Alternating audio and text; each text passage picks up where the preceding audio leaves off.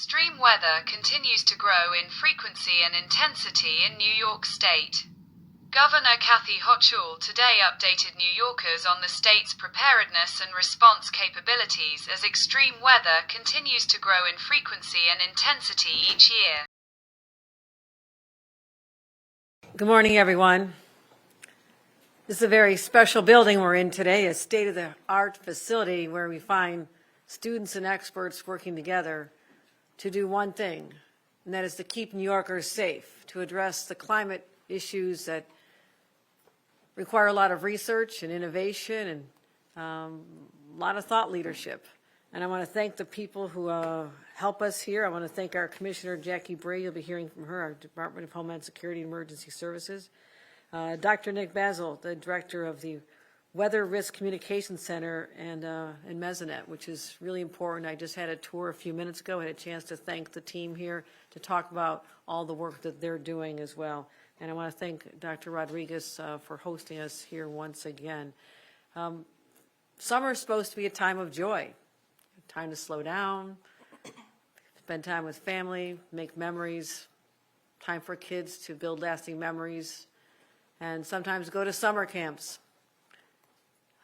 This week, we're reminded of how fragile that sense of joy and happiness can be when we saw the devastating floods in the Texas Hill Country that have destroyed so many lives and so many families, dozens of children, over 100 fatalities, and over 200 people still unaccounted for statewide. And I cannot imagine that feeling of waking up every day and not knowing where your child is, your family member. It's excruciating. It's devastating. And I know I speak on behalf of all New Yorkers when I say our heart breaks for everyone who's been thrown into this chaos, this tragedy, this sadness. Those in Texas, as well as North Carolina, New Mexico, and we truly mourn all these devastating losses. And we're helping. You know, I said, what can New York do? They have a system where they put out a request for assistance from the beginning, and we've been waiting to be able to deploy our resources, and we've deployed 4 state troopers, but most importantly, our 3 specially trained canines to assist with recovery. And I'm sure they're going to have some powerful stories to tell when they return. And I want to thank them and express my deep gratitude for all the first responders from New York and elsewhere who stepped up to help our friends in crisis. We're always there. This is New York's way. We're always there to help when these events call for us.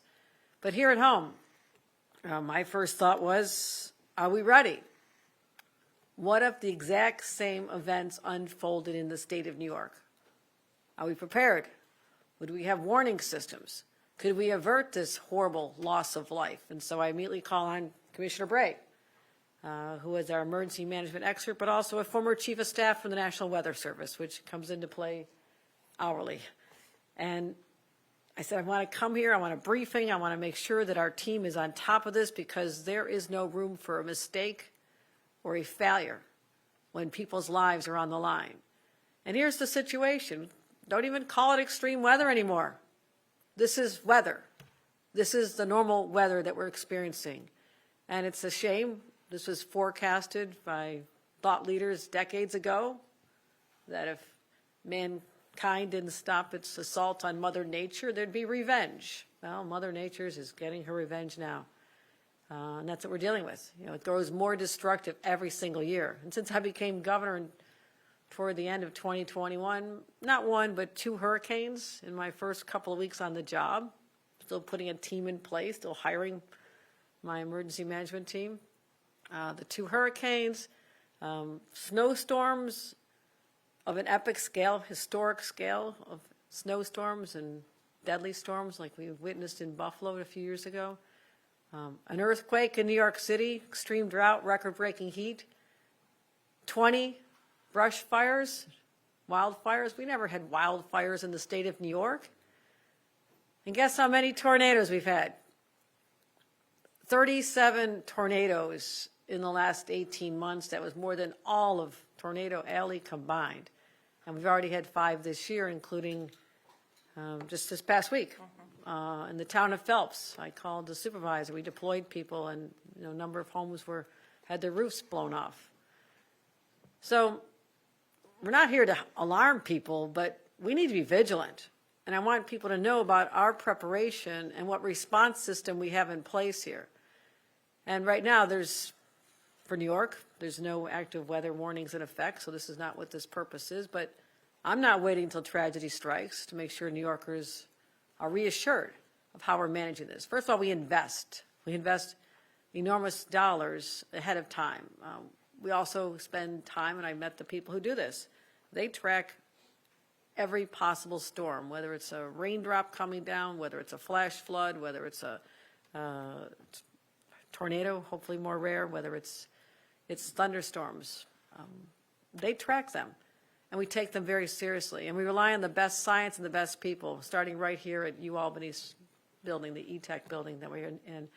This is home to the state's Weather Risk Communications Center. It's a big word, big sentence. I was here with Al Roker when we first opened. He was so impressed with this place. There's nothing like this in the country. When you walk in these doors, you think, oh, of course, it's a nice building. They're doing some work here. Does it matter? It matters, and nobody else takes this as seriously in the entire country as we do in the state of New York, and I'm proud of that. We also have the National Weather Services offices here. We're across the street from the state's Emergency Operations Center. When there's a crisis, all these systems coordinate together. That's the beauty of this. And we have the first partnership of its kind funded by the state of New York, bringing together top meteorologists, atmospheric scientists, social scientists, and emergency managers to deliver real-time information. That is everything.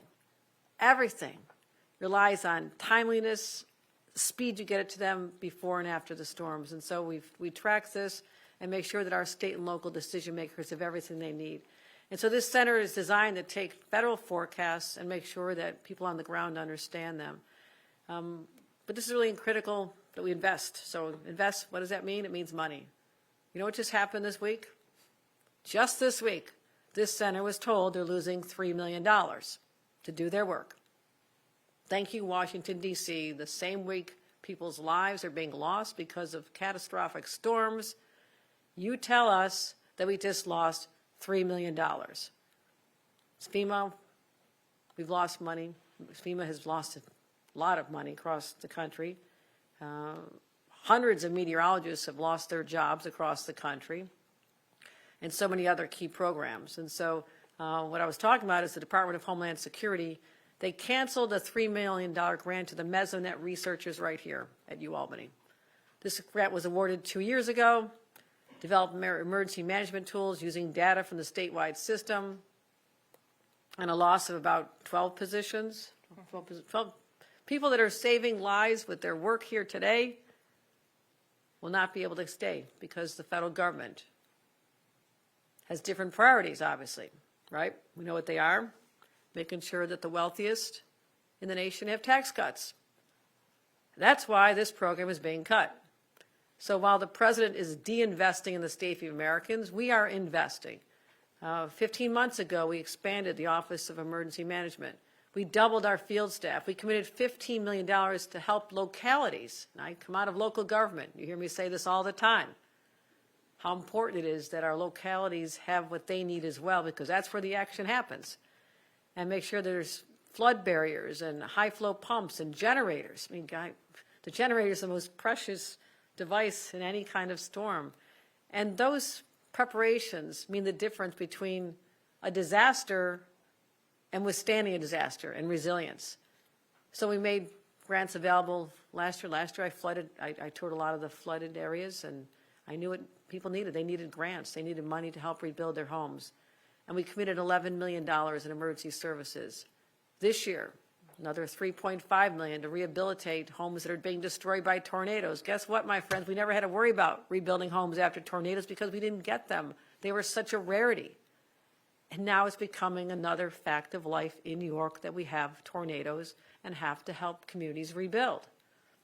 And yesterday I announced a $21 million program in flood protection projects in the southern tier. Floods, they were devastating.